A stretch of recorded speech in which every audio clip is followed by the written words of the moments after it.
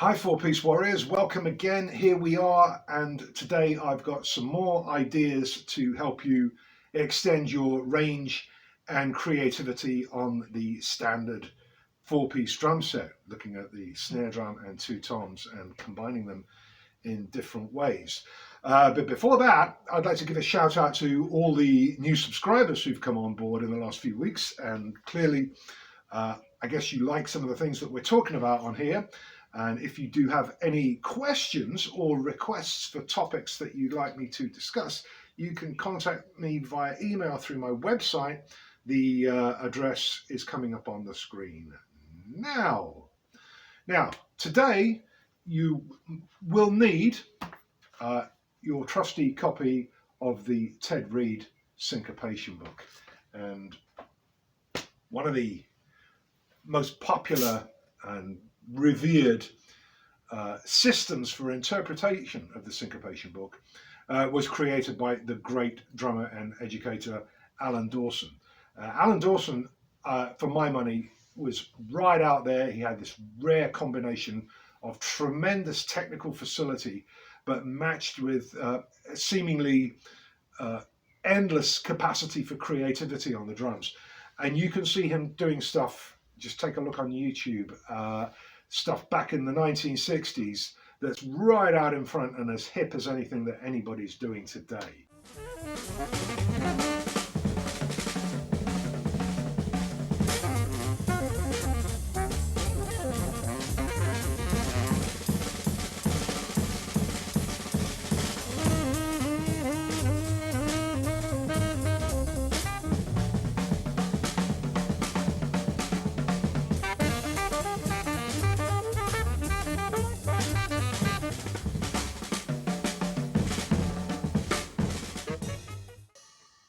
Ted Reed book, of course, is one of the great template books of jazz. What I mean by that is that lots of drummers, not just jazz drummers, actually, drummers of all styles have used syncopation and applied it in different ways on the drum set.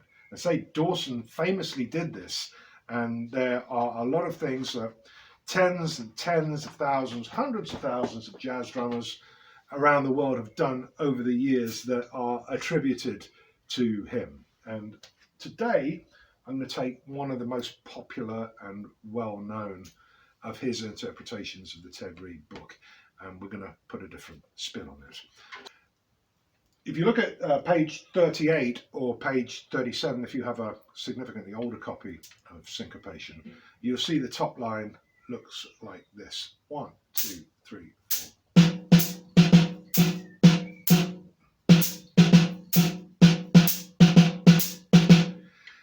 Now, the first thing that Alan Dawson did was to put triplet fill around that phrase. So that gives us this. 1, 2, 3, 4.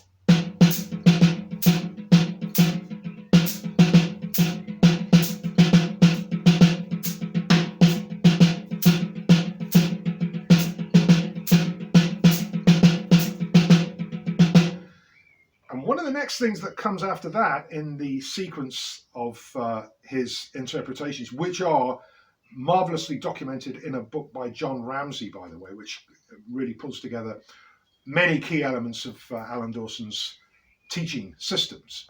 The next thing is to put the accents on either the toms or the cymbals. So let's go to the cymbals. Obviously, I'm going to put bass drum support under the cymbal crashes because crashed cymbals with no bass drum support sometimes can sound a little more esoteric than what I'm looking for this afternoon. So line on the cymbals, triplet fill on the snare. 1, 2, 3.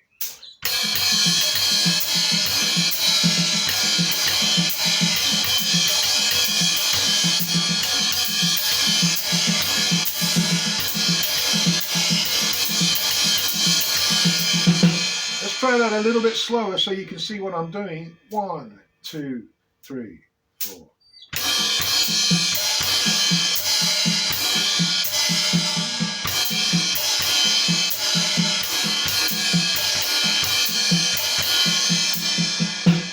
And now let's try it a little bit faster just because it looks really cool.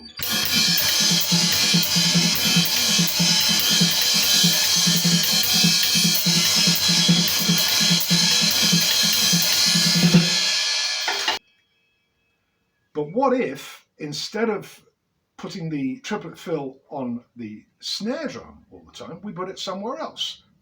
For instance, the small tom. 1, 2, 3,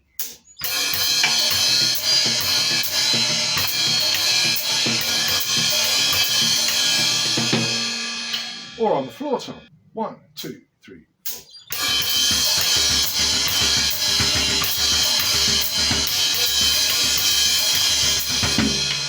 Or you could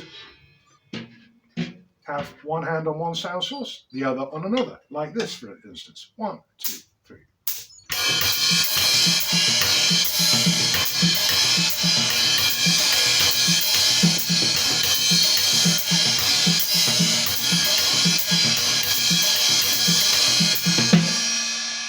Or mirror that. 1, 2, 3, 4.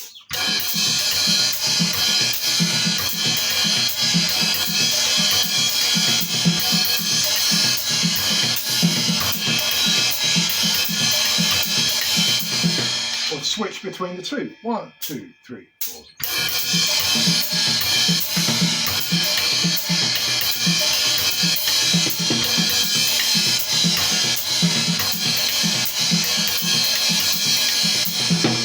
So I'm doing the whole 4-bar phrase with the hands coming back to here between the crashes and then back to here.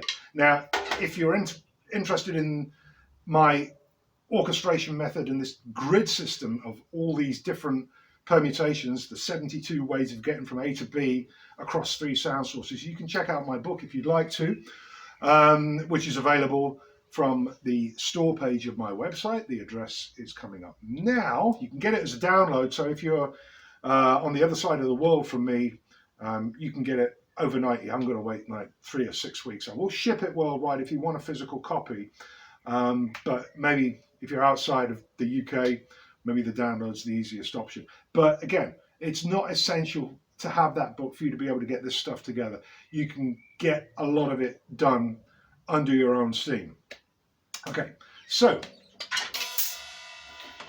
we've got all these different places we can move to in between the crashes. Just an example, if you use my orchestration system, this numerical thing in the grid, that would have been going from orchestration 3 to orchestration 2.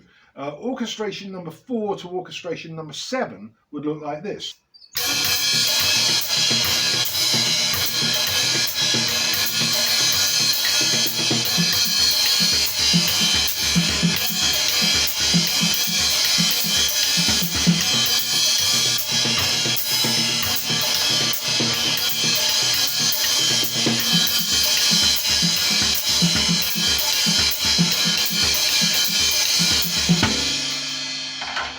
And then, of course, you can freely improvise any kind of orchestration changes you like in between the cymbal crashes. Let's do that really slowly. 1, 2, 3, 4.